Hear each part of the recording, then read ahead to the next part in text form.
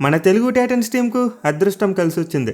తమ చివరి లీగ్ మ్యాచ్లో హర్యానా స్టీలర్స్ మీద ఓడిపోయినా సరే మన వాళ్ళు స్టిల్ టాప్ 4లో లీగ్ స్టేజ్ని ఫినిష్ చేశారు. అండ్ దీనివల్ల మన టైటన్స్ టీంకు ప్లే ఆఫ్స్లో అయితే కాస్త అడ్వాంటేజ్ ఉండబోతుంది. సో యాక్చువల్గా మన హర్యానా స్టీలర్స్తో జరిగిన మ్యాచ్లో మన టైటన్స్ టీం గెలిచుంటే దేంతో సంబంధం లేకుండా నేరుగా టాప్ 4లోకి వెళ్ళిపోయారు. కానీ ఆ మ్యాచ్లో మన వాళ్ళు ఫస్ట్ హాఫ్లో బాగా రాణించినప్పటికీ సెకండ్ హాఫ్లో తడబడి మ్యాచ్ను భారీ తేడాతో ఓడిపోయారు. ఇన్ఫ్యాక్ట్ ఒకనొక టైంలో హర్యానా టీం మనల్ని వెనక్కి నెట్టి పైకి వెళ్ళిపోతారేమో అనుకున్నాం, ఎందుకంటే స్కోర్ డిఫరెన్స్ ఆ రేంజ్లోకి వెళ్ళిపోయింది. కానీ చివరిలో మన టైటన్స్ టీం స్మార్ట్గా ఆడడం, అలాగే హర్యానా టీం తమ లాజిక్ని మిస్ అవడంతో ఆ స్కోర్ డిఫరెన్స్ అయితే మనల్ని మించిపోలేదు. మన వాళ్ళకి ఓవరాల్గా లీగ్ స్టేజ్లో 20 పాయింట్స్తో పాటు 45 స్కోర్ డిఫరెన్స్ వచ్చింది. వేరే హర్యానా టీంకి చూసుకుంటే సేమ్ నెంబర్ ఆఫ్ పాయింట్స్ వచ్చాయి, కానీ ఆ స్కోర్ డిఫరెన్స్లో 5 తక్కువ ఉన్నారు. దీనివల్ల మన టైటన్స్ టీం హర్యానా కంటే పైన ప్లేస్లో ఫినిష్ చేశారు. బట్ ఎనీవే, మన టైటన్స్ టీంతో పాటు ఫ్యాన్స్ అయితే యూపీ ఓదర్స్ టీంకి ఖచ్చితంగా ధన్యవాదాలు చెప్పాలి. ఎందుకంటే వాళ్ళ వల్లే మనకి టాప్ 4 ఫిక్స్ అయింది, లేకపోతే 5వ స్థానానికి పడిపోయేవారు. సో నేనైతే యూమెంబా మరియు యూపీ ఓదర్స్ జట్ల మధ్య ఒక నెక్ టు నెక్ మ్యాచ్ జరిగింది. అండ్ ఈ మ్యాచ్ నేను మొత్తం చూసాను. మన తెలుగు టైటన్స్ మ్యాచ్ అంత ఇంట్రెస్టింగ్గా చూస్తాను, ఈ మ్యాచ్ కూడా అంత ఇంట్రెస్టింగ్గానే చూశాను. ఎందుకంటే ఈ మ్యాచ్లో యూపీ ఓదర్స్ గెలిస్తే మన టైటన్స్ టీంకి టాప్ 4 ఫిక్స్ అయిపోద్ది.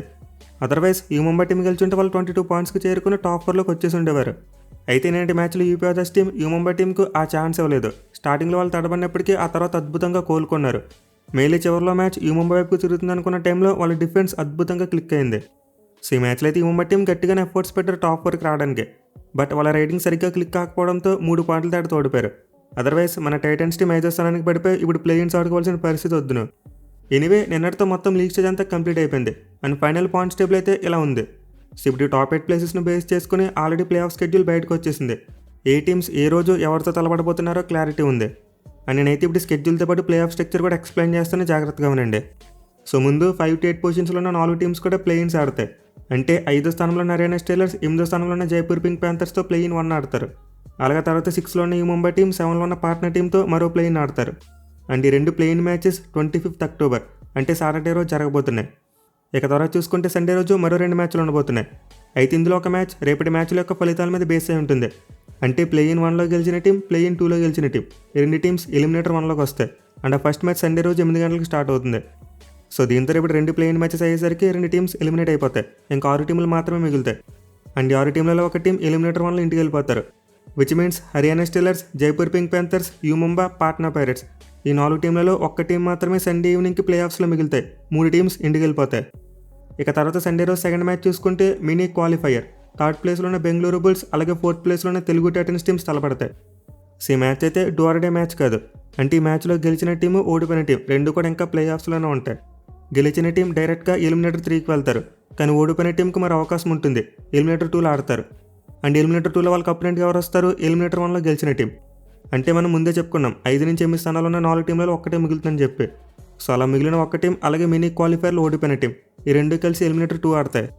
సో ఎలిమినేటర్ 2 మ్యాచ్ అయితే మండే రోజు జరగబోతుంది. అంటే ఒకవేళ మినీ క్వాలిఫైర్లో మన టైటన్స్ టీం మ్యాచ్ ఓడిపోతే నెక్స్ట్ డే మళ్ళీ మ్యాచ్ ఆడాలి. అలా కాకుండా గెలిస్తే మాత్రం ఒక డే గ్యాప్ వస్తుంది, ఎందుకంటే ఎలిమినేటర్ 3కి వెళ్ళిపోతారు డైరెక్ట్గా. And eliminator 3 match 28th October అంటే మంగళవారం రోజు జరగబోతుంది. అయితే మండే చూసుకుంటే మాత్రం ఇంకో మ్యాచ్ కూడా ఉంది, క్వాలిఫైర్ 1 జరగబోతుంది.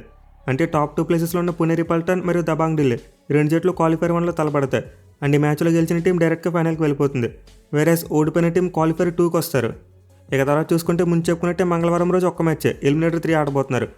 అండ్ ఎలిమినేటర్ 3లో ఎవరు ఆడతారు? మినీ క్వాలిఫైర్లో గెలిచిన టీం, అలాగే ఎలిమినేటర్ 2లో గెలిచిన టీం, ఈ 2 టీంలు ఎలిమినేటర్ 3లో ఆడతారు. ఇక తర్వాత నెక్స్ట్ బుధవారం క్వాలిఫైర్ 2 మ్యాచ్ ఉండబోతుంది. అండ్ ఈ క్వాలిఫైర్ 2లో క్వాలిఫైర్ 1లో ఓడిపోయిన టీం, అలాగే ఎలిమినేటర్ 3లో గెలిచిన టీం, ఈ 2 టీమ్స్ తలపడతాయి. అండ్ దెన్ ఈ మ్యాచ్లో గెలిచిన టీం ఫైనల్కి వెళ్తుంది.